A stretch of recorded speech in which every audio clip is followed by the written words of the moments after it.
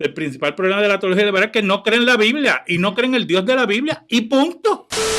Que la teología liberal presentaba a un Dios sin ira, atrayendo hacia sí hombres sin pecado, a un reino sin juicio, a través de la administración de un Cristo sin cruz.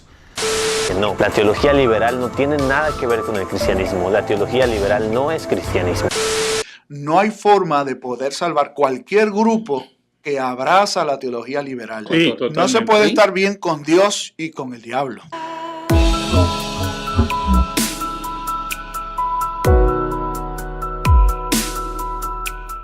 La teología liberal es una corriente muy criticada por el movimiento reformador.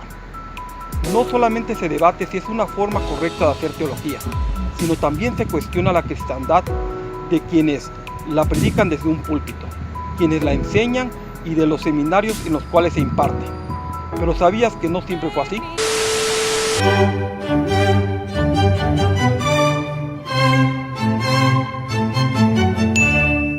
La teología liberal nace en una fase de la historia de la teología protestante, principalmente en Alemania, durante el siglo XIX y extensión del siglo XX, a partir del movimiento de Ilustración que dio paso a sucesos como la Revolución Francesa y el movimiento liberal.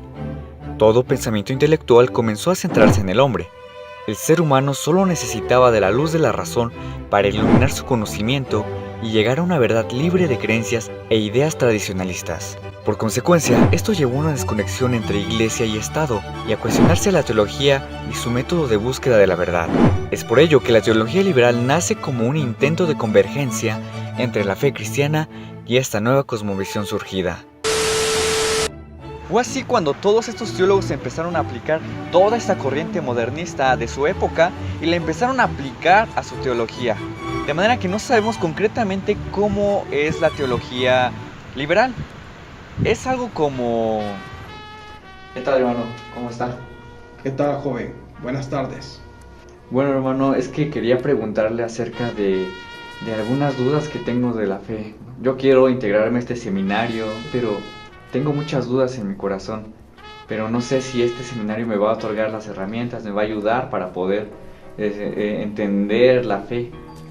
Te comprendo, todos hemos sido jóvenes y hemos llegado así como tú aquí a este seminario. Este seminario, primero que nada, déjame decirte, ¿sí? Es un seminario que proviene de la Reforma, ¿sí? Vamos de acuerdo a lo que es el protestantismo desde la época de Calvino. Él desde su época dijo ahorita así acerca de que él sentía que no podía dejar de hablar de Dios. Y aquí también manejamos muchos de esos sentimientos aquí. Nuestro seminario se basa en la teología liberal. ¿Cómo es eso, hermano? Mira, la palabra liberal es una palabra quizás un poco nueva para estos tiempos. Significa libre, es la teología digna del hombre libre, ¿sí? A partir de esta teología digna del hombre libre ya han salido muchas palabras, lo que es el trabajo digno del hombre libre. Somos ahorita así la punta de lanza para lo que es, para expandir esta teología en el mundo.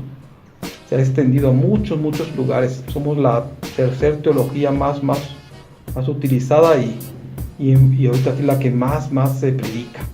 ¿Y qué me puede decir, hermano, de la Biblia? ¿Cómo la estudian? ¿Sí se profundiza de la Biblia? Somos el seminario que más profundiza en la Biblia, ¿sí? Lo que es nuestra teología liberal se basa sobre todo en eso, en lo que es la experimentación, en lo que es la profundización en la palabra. Hemos logrado desmitificar muchos de los libros de la Biblia.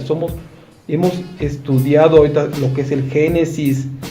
Muchas de las cosas del Génesis se basan en mitos, en leyendas y en cosas que de repente dicen milagros. Entonces la razón y el modernismo actual no pueden estar junto con todas esas mitificaciones. Tú vas a aprender a saber qué es verdad y qué es mentira dentro de la Biblia. Porque si actualmente, en los tiempos actuales, 1900, habláramos acerca de la Biblia, pues Jesús no tendría que estar en carro, tendría que utilizar otro tipo de cosas para moverse. No podían hablar en la Biblia así como en los tiempos anteriores. vas a aprender mucho acerca de lo que es de la palabra de Dios. Entonces, lo principal es que estamos desmitificando todos estos mitos y leyendas que se llaman milagros. Y hermano, ¿qué me puedes decir de la doctrina? Porque yo pienso que hay que tener buena doctrina, una doctrina sana, ¿no? Bueno, mira, quizás estás muy influenciado por el catolicismo, pero actualmente ya lo que es la doctrina, o sea, no hablamos aquí dentro de la teología liberal de lo que es un Espíritu Santo y de los milagros, ni de las lenguas, ni de nada de eso. Tampoco hablamos de un Jesús Dios. Jesús era un hombre sabio. Jesús era un hombre que por su obediencia logró un gran nivel de perfección en su obediencia a Dios. ¿Sí? Entonces es lo que aquí inculcamos, la obediencia, ¿sí? Para llegar a Dios. Lo que es la razón te va a llevar hacia Dios. Lo que son los sentimientos te van a llevar hacia Dios. Tú vas a poder ver hacia adentro de ti, sentir paz. Y hermano, entonces por eso no tienen una declaración de fe, no tienen una confesión. ¿Qué piensa de eso, hermano? No es necesario, porque la teología va cambiando día con día. Día con día vamos descubriendo cosas, vamos descubriendo cómo el ser humano puede avanzar, cuál es el fin principal por el que Dios puso al ser humano aquí, para que se siga perfeccionando. Entonces, eso de ahí, pues, creemos en la razón, creemos en los sentimientos, creemos en Dios, ¿sí? Pero no creemos en mitos ni en leyendas. Es parte de lo principal ahorita, de lo que vas a aprender aquí con nosotros en este seminario. La teología liberal comenzó a tener popularidad en toda Alemania. Fue una forma muy particular de hacer teología de una manera sumamente intelectual. Y a partir de sus exponentes, cada uno de ellos fue aportando sus ideas para enriquecerla. Como te decía, muchacho, nuestra teología es de las mejores. En nuestro seminario nuestra base es Calvino, la teología reformada. Somos protestantes. Pero nuestra teología ha evolucionado con los mejores teólogos, como Friedrich Schleiermacher. Él intentó defender el cristianismo basándose en los sentimientos. Enfatizó que la religión no te podía fundamentar en el razonamiento filosófico o en las afirmaciones doctrinales. Por eso te dije que no manejábamos doctrina. En su lugar, la religión debe fundamentarse en el sentimiento con el que las personas podemos experimentar a Dios. Fue uno de los primeros, muchachos, en rechazar el nacimiento virginal, la expiación sustitutiva y la deidad de Cristo. Y nos enseñó que Cristo fue un redentor solo en el sentido de haber sido el ejemplo ideal. Nuestro segundo exponente es Albrecht Ritz. Como las galletas Ritz, les dio sabor a nuestra teología. Rechazó el énfasis en la experiencia de Schleiermacher y enseñaba que en vez de ella, de la experiencia, que es importante los valores éticos. Rechazó el pecado original, la encarnación, la deidad de Cristo, su expiación sustitutiva, su resurrección, todos los milagros y otras doctrinas que en otras teologías se consideran fundamentales. Él comenzó a rechazarlas y comentó que no eran importantes porque no eran prácticas, muchachos. No estaban relacionadas con lo que es la moral, porque no ayudan a la persona en su conducta moral. Y la muerte de Cristo, él comenzó a decirnos que no era propiciatoria, sino solamente un ejemplo de lealtad a su llamado, la cual nos debe inspirar a todos a llevar una vida similar de obediencia. Otro exponente de nuestra teología es otro de mis tocayos, David Friedrich Strauss.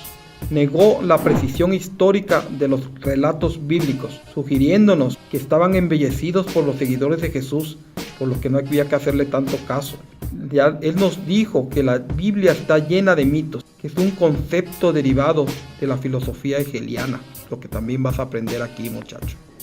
Y por ejemplo, hermano, ese otro cuadro de ahí, ¿quién es? Bueno, no es tan importante, pero pues también es necesario que conozcas de todo él. Es un traidor a nuestra teología. Pero como lo llega a comentar la Biblia, estaba con nosotros, parecía de nosotros, pero pues no era de nosotros. Que si hubiera sido de nosotros, hubiera permanecido con nosotros. Karl Barth. Y fue así. Karl Barth fue uno de los principales atacantes de la teología liberal. Y todo comenzó de esta manera.